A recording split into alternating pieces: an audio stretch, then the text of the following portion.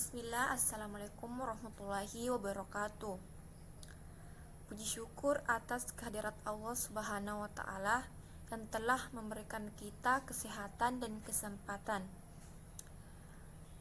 Tak lupa juga kita kirimkan sholawat serta salam atas junjungan Nabi besar Muhammad SAW yang telah membawa kita dari alam kegelapan menuju alam yang terang benderang seperti sekarang ini. Baiklah, perkenalkan, nama saya Nurul Agustina. Di sini saya akan menjelaskan materi mengenai peran pendidikan Islam dalam menumbuhkan sikap yang toleran. Baiklah, sebelum itu saya akan menjelaskan pengertian pendidikan. Istilah pendidikan berasal dari kata didik yang diberikan awalan pe dan akhiran an, sehingga pendidikan mengandung arti perbuatan atau usaha. Dengan demikian, pendidikan merupakan segala usaha yang dilakukan oleh orang dewasa terhadap anak-anak dalam rangka membimbing, membina, mengajarkan serta mengembangkan potensi jasmani dan rohaninya ke arah kedewasaan. Yang kedua, saya akan membahas mengenai pengertian pendidikan Islam.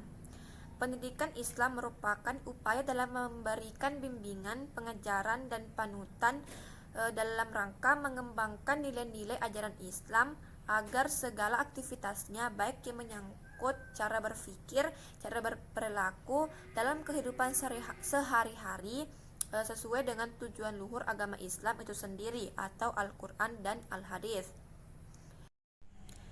Ketiga, saya akan membahas mengenai pendidikan Islam dalam menumbuhkan sikap yang toleran.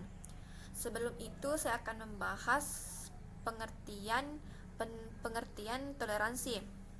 Toleransi merupakan sikap yang mampu dan mau menerima serta menghargai segala perbedaan. Dalam kitab suci umat Islam, dalam Quran surah Al-Kafir ayat 6 yang berbunyi, Lakum dinukum waliyadin, yang artinya untukmu agamamu dan untukku agamaku. Dalam surah ini sudah cukup untuk menunjukkan atau bagaimana menunjukkan sikap toleransi. Ini juga mencerminkan untuk menghormati hak berkeyakinan sesama manusia, serta tidak memaksakan kehendak seseorang untuk memeluk agama tertentu. Dalam Islam berteologi secara inklusif dengan menampilkan wajah agama secara santun dan ramah sangat dianjurkan. Islam juga memerintahkan umat Islam untuk dapat berinteraksi terutama dengan agama Kristen dan Yahudi dan dapat menggali nilai-nilai keagamaan melalui diskusi atau debat intelektual yang dilakukan secara bersama-sama dan dengan cara yang sebaik-baiknya. Dalam kaitannya yang langsung dengan prinsip untuk dapat menghargai agama lain dan dapat menjalin persahabatan serta kedamaian dengan mereka, sebab soal akidah tidak dapat dipaksakan. Di dalam Al-Quran, Allah Subhanahu wa Ta'ala menegur keras Nabi Muhammad SAW ketika ia menunjukkan keinginan dan kesediaannya yang menggebu untuk memaksa umat manusia menerima dan mengikuti ajaran yang disampaikannya sebagai berikut.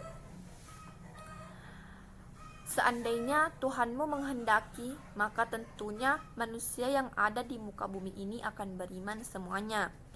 Maka, apakah kamu hendak memaksa manusia di luar kesediaan mereka sendiri? Quran Surah Yunus ayat 99.